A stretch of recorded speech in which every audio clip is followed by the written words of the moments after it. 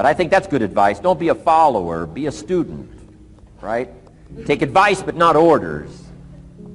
Take information, but don't let somebody, order your life. Make sure what you do is the product of your own conclusion. Excellent note to make. Make sure what you do is the product of your own conclusion. Not to do what someone else says. Take what someone else says, process it, think about it, ponder it. If it makes you wonder, if it makes you think, then it's valuable. Then when you go take action, make sure that the action is not what somebody told you to do. Make sure the action is the product of your own conclusion.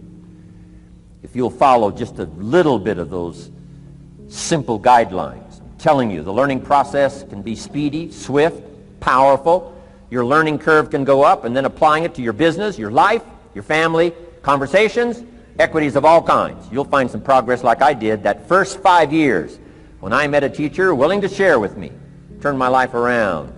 Progress I couldn't believe happened for me. Okay, let's get started. I want to review, I was here last time and we talked about the 5 major pieces to the life puzzle.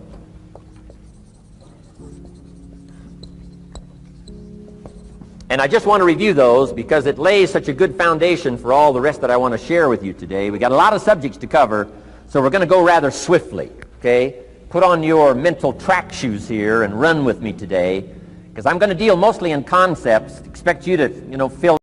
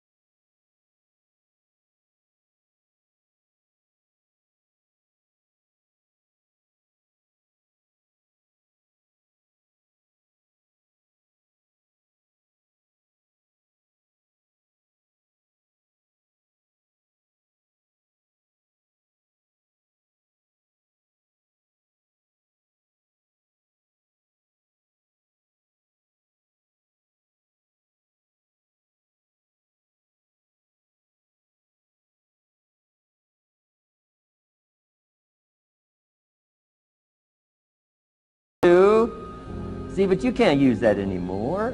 If it's gone from 91 to 33, how could it be too high? Come on. I threw all that old excuse stuff away. Some people found it, though, and they're using it these days. My old list. I used to blame the traffic, the weather, used to blame circumstances, right? People say I'm too tall, I'm too short, I'm too old. I was raised in obscurity, raised on a farm, parents of modest means, all the stuff. If you were to ask me, how come you find yourself here, Mr. Rohn, age 25, living in America, land of abundance and opportunity, pennies, zero in the bank, not doing well, creditors calling, it would not have occurred to me to blame my philosophy. I found it easier to blame the company policy. I used to say, if this is all they pay, how do they expect you to do well?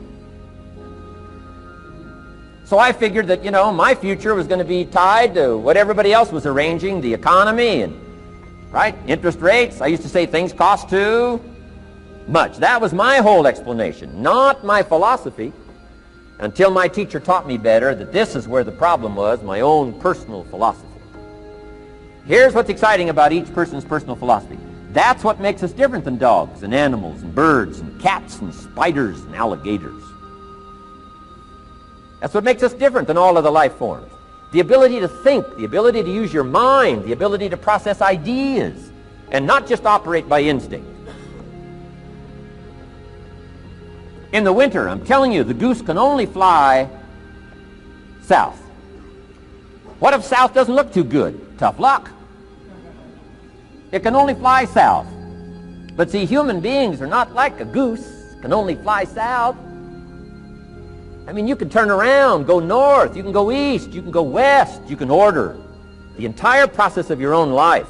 And we do that by the way we think. We do that by exercising our mind. We do that by processing ideas and come up with a better philosophy, a better strategy for our life, goals for the future, okay? Plans to achieve those goals. All this comes from developing our philosophy.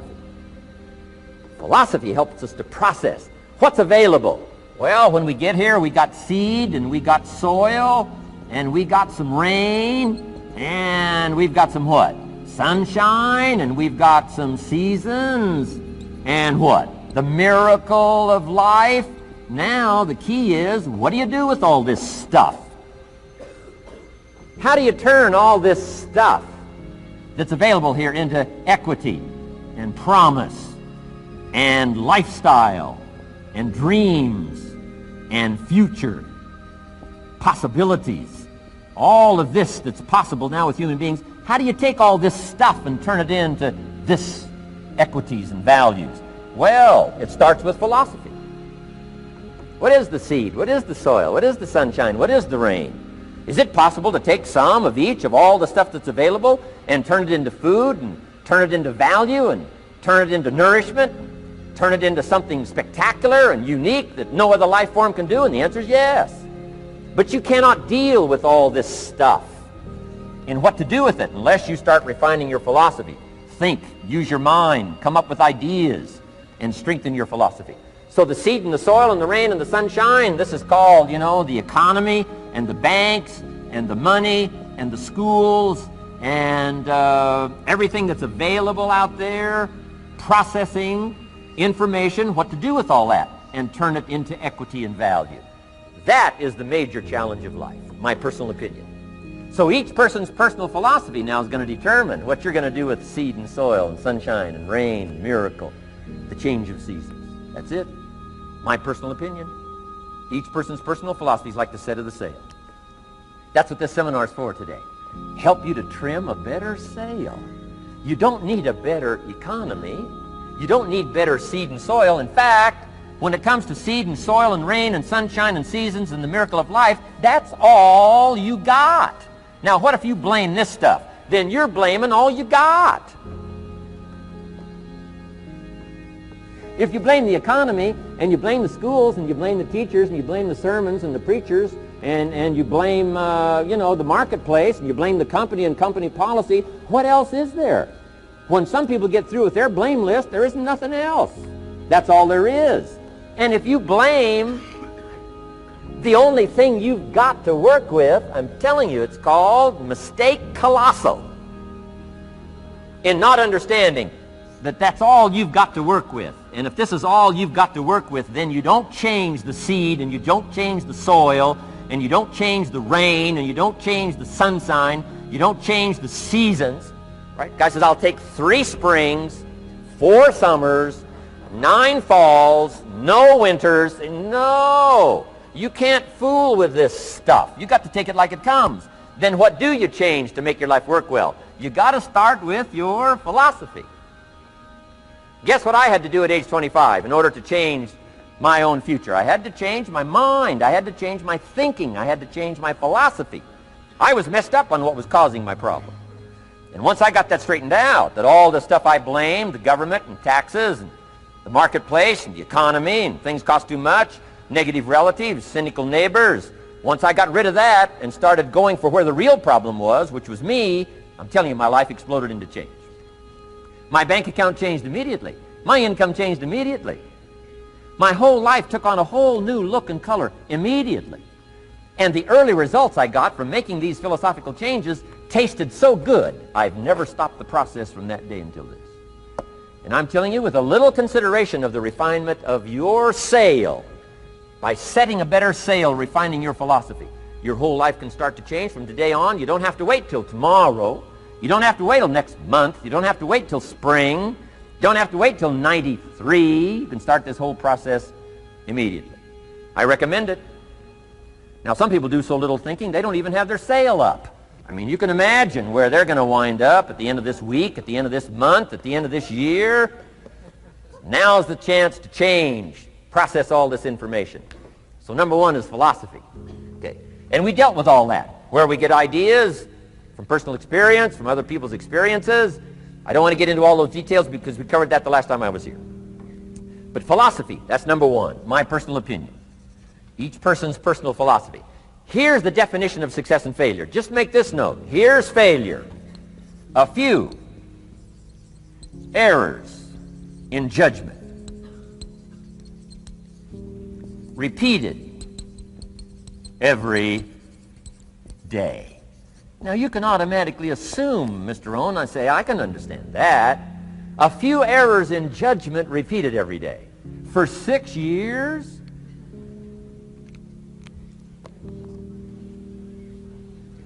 I'm with my father. I think I told this story the last time I was here. My father, 88 years old, he's never been ill, still hasn't retired. Not long ago, midnight, we're getting ready to go to bed. We've drilled a new well, got some extra water, got some more acres going. He's all excited.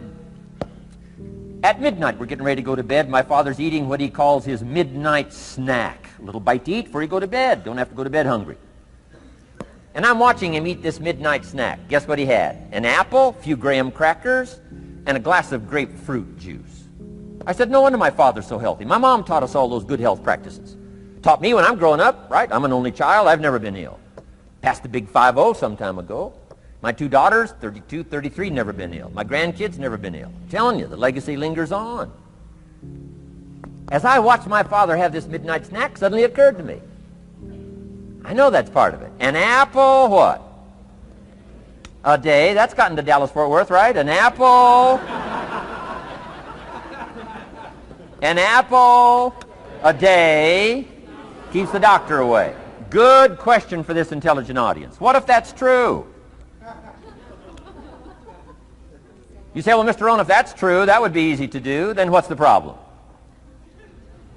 It's easy not to do. It's easy not to adopt it as your own personal philosophy. Or the guy messed up the saying. Guy says a Hershey bar a day. Say, no. No. You've been watching too much television. It is not Hershey bar. You got to be smarter in philosophy than to fall for the Hershey bar a day when it's an apple a day. You've got to be smarter than that. And if you make that kind of an error in judgment every day for 6 years, I'm telling you, it'll accumulate into disaster. Sometimes the first year you say, well, you know, I'm so healthy now, what difference is it going to make? You've got to be smarter than that. Just because disaster doesn't fall on us at the end of the first day doesn't mean disaster isn't coming. You've got to be so smart that you look down the road and say, will the errors in my present judgment of philosophy, what's that going to cost me in 1 year, 6 years, 1 month, 6 months? I'm telling you, the money cost and the health cost and the success cost is too gigantic if you'll look down the road a little ways and say, are there errors in my current judgment like an apple versus a Hershey bar? Is that just a good illustration of some of the rest of my errors in judgment? If it is, That's where I found myself at age 25. I started working when I was 19. I met my teacher who helped turn my life around when I was 25. That's 6 years. At the end of the first 6 years of my economic life, I've got pennies in my pocket. I've got nothing in the bank. The creditors are calling saying, hey, you told us the check was in the mail. I'm embarrassed. I'm behind on my promises. I live in America. I'm 25-year-old American male. I got a nice family, every reason to do well. And I'm messed up. Now, what's messed up? I used to think it was the community that was messed up, and the country was messed up, and the government was messed up. If those Democrats ever get in the White House, that'll really mess things up. If the Republicans stay in power, that'll really mess things up. The economy was messed up. Interest rates are messed up. I thought all this stuff was messed up. Then I found out that's not what was messed up. I was criticizing the only thing I had to work with. What was really messed up was my own personal philosophy. My own errors in judgment in my own personal philosophy brought me in 6 years to pennies in my pocket, nothing in the bank, and trying to explain why I wasn't doing well, living in America, 25-year-old American male, got a family, every reason to do well. Now, once I understood this, here's the formula for failure: errors in judgment, being lax about developing your own personal philosophy. I'm telling you, it's called accumulated disaster. It doesn't matter whether it's your health or your bank account. Guy's got an empty bank account, probably has high cholesterol. Why? Over the last 6 years, he never paid attention to either one. And it doesn't matter whether it's a dollar, or whether it's your money, or whether it's your cholesterol count. All you got to do is commit the errors, and just because disaster doesn't fall on you at the end of the first day that you don't eat an apple. You say, well, I didn't eat an apple today, and tonight I'm not ill. Well, you got to be brighter than that. Someday you got to leave first grade. The reason we make those first grade desks so small so they won't fit at age 25. I mean, right? You don't belong here anymore. Come on. Now let me give you the secret to success. The formula for failure: a few errors in judgment repeated every day for 1 month starts the weakness, starts the disaster process. You can imagine what happens in 6 years. Now here's the formula for success: a few simple disciplines practiced every day. And you've started a whole new process called a whole new life. A few simple disciplines practiced every day. And if you decide today to go for the apple instead of the Hershey bar, I'm telling you, you have begun the process of turning your life around. And if you keep up that process, not only with your health habits, but with your money habits and with your communication habits, with your sales habits and management habits and every other habit that you've got, if you'll start that process, eliminate the errors and replace it with disciplines practiced, I'm telling you, you can start this process of life change immediately. After today, you don't ever have to be the same again. Only by choice. You don't have to walk out of here the same as you walked in today. Only by choice. You can start a whole new process. And you say, well, Mr. Rohn, is it that simple? Yes, it's that simple. Where else would you start but with an apple? You don't have to start with something staggering. What if you should be walking around the block for your good health and you don't? What'll that do in 6 years? I'm telling you, the word is disaster. You could and you should and you don't. Here's an even stronger word. You won't. I mean, don't might mean you're careless. Won't probably means you're stubborn. And either one's called disaster. Could, should, don't. I'm telling you, that's why at the end of 6 years, I found myself with pennies in my pocket, nothing in the bank, creditors calling. Could, should, won't. Could, should, don't is called disaster. Now, how do you change all that? The next 6 years, I got rich. The next 6 years, I became a millionaire. By the time I'm 31, I'm a millionaire. How about that? You say, well, Mr. Rohn, what happened? Well, strangely enough, during that second 6 years of my economic life, the government was about the same. I'm telling you, taxes were about the same. My negative relatives were the same. I'm telling you, the economy was about the same, and prices were about the same, and everything else was about the same. Circumstances were about the same. Then how come I got rich? How come I totally changed my life? I was not the same. Somebody says, well, what did you go to work on to do all that? I started with my philosophy. I started amending my errors by doing some better thinking, changing my mind, coming up with ideas that I didn't have before I met my teacher. And once that whole process started for me, I'm telling you, I changed my whole life. Within a 6-year period, I was never the same. And I've kept up that process all these years. One of the reasons why I'm here is to continue my craft. I don't want the day to come someday somebody says, you should have heard Jim Rohn 10 years ago when he was really terrific. Guess what I want people to say?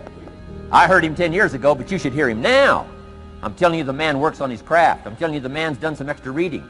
I'm telling you the man doesn't miss a trick. I'm telling you he's worked hard on himself.